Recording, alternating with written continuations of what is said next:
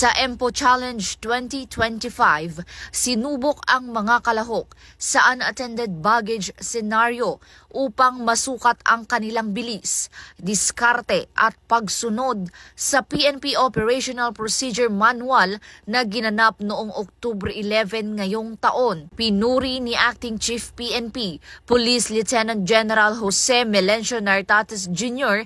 ang mabilis na aksyon ng mga kalahok.